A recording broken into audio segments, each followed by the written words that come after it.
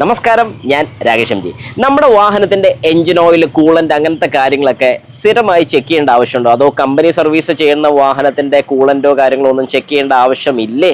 ഇങ്ങനെ ഒരു സംശയം എൻ്റെ ഒരു സബ്സ്ക്രൈബർ ചോദിച്ചിട്ടുണ്ട്. നിങ്ങൾക്ക് ഇങ്ങനെ ഒരു സംശയം ഉണ്ടെങ്കിൽ അതിന്റെ ഡീറ്റെയിൽ ഞാൻ പറഞ്ഞു തരാം. ഇങ്ങനെ ഒരു ചോദ്യം ചോദിച്ചിരിക്കുന്നത് @milky വ്യൂ 4085 ആണ് ചോദിച്ചിരിക്കുന്നത്. ചോദ്യം ഇങ്ങനെയാണ്: ചേട്ടാ, കമ്പനി സർവീസ് നടത്തുന്ന വണ്ടികളിൽ ഓയിൽ, കൂളന്റ് എന്നിവ നോക്കേണ്ടതില്ല, അതോ അടുത്ത സർവീസ് വരെ എത്തുമോ? എത്ര കിലോമീറ്റർ കഴിയുമ്പോഴാണ് ചെക്ക് ചെയ്യേണ്ടത്? നല്ലൊരു ചോദ്യമാണ്. ഞാൻ എപ്പോഴും സജസ്റ്റ് ചെയ്യുന്ന ഒരു കാര്യം, ഒരു സർവീസ് കഴിഞ്ഞ ഒരു 5000 കിലോമീറ്റർ കഴിയുമ്പോഴത്തേക്കും ഒരു ലോങ് ഡ്രൈവോ കാര്യങ്ങളൊക്കെ വരികയാണെങ്കിൽ മാത്രം ഒന്ന് ചെക്ക് ചെയ്യുക. അല്ലാത്ത പക്ഷം ചെക്ക് ചെയ്യേണ്ട ആവശ്യം വരുന്നില്ല. ഇതിനിടയ്ക്ക് നിങ്ങൾ എപ്പോഴെങ്കിലും ഒരു ലോങ് ഡ്രൈവ് പോവുകയാണ്, അതായത് നിങ്ങളിപ്പം സാധാരണ നമുക്കൊരു ഏകദേശം ഒരു ചെറിയ ഡ്രൈവും കാര്യങ്ങളൊക്കെ ഏകദേശം ഒരു 100 കിലോമീറ്റേഴ്സിനകത്തൊക്കെ ഒരു ചെറിയ ഡ്രൈവേ വരുന്നുള്ളെങ്കിൽ ഒരു കാരണവശാലും നമുക്ക് പേടിക്കേണ്ട കാര്യം ഒന്നും തന്നെ ഇല്ല. ഇൻ കേസ് നമ്മുടെ വാഹനം ഓടിച്ചുകൊണ്ടിരിക്കുന്ന സമയത്ത് അടിഭാഗം തട്ടി അങ്ങനെ എന്തെങ്കിലുമൊക്കെ ഒരു അഡീഷണൽ ആയിട്ടൊരു പ്രോബ്ലം വരികയാണെങ്കിൽ മാത്രം ചെക്ക് ചെയ്യാൻ ഞാൻ സജസ്റ്റ് ചെയ്യത്തുള്ളൂ. ഇനി അതല്ല, നിങ്ങളിപ്പോൾ ഏകദേശം സർവീസ് കഴിഞ്ഞ ഒരു 2000 കിലോമീറ്റർ ഓടിയുള്ളൂ, അടുത്ത ദിവസം ഒരു ലോങ് ഡ്രൈവ് പോവുകയാണ്, ഒരു ഏകദേശം 10,000 കിലോമീറ്റർ അടുപ്പിച്ചൊരു ഡ്രൈവ് പോകാൻ പ്ലാൻ ചെയ്യുന്നുണ്ട്.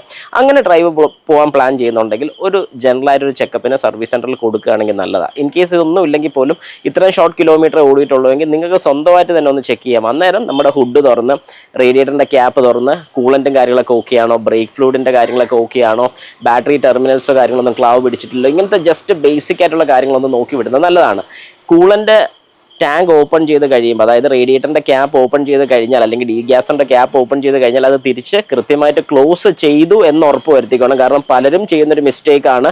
അതുകൊണ്ടാണ് ചിലർ പറയും 2 ആഴ്ചയിൽ 3 ആഴ്ചയിൽ 1 മാസം കൂടുന്തോറും ചെക്ക് ചെയ്യണമെന്ന് പറയുമ്പോൾ പോലും ഞാനത് വേണ്ട എന്ന് പറയുന്നതിൻ്റെ പ്രധാന കാര്യം എന്ന് പറഞ്ഞാൽ, നിങ്ങളത് ധൃതിയിലാണ് ചെക്ക് ചെയ്യുന്നതെങ്കിൽ ചിലപ്പോൾ ഇത് അടയ്ക്കാൻ വിട്ടുപോകും, ചിലപ്പോൾ ക്യാപ്പ് തിരിച്ച് പ്രോപ്പറായിട്ടായിരിക്കത്തില്ല ഫിറ്റ് ചെയ്യുന്നത്.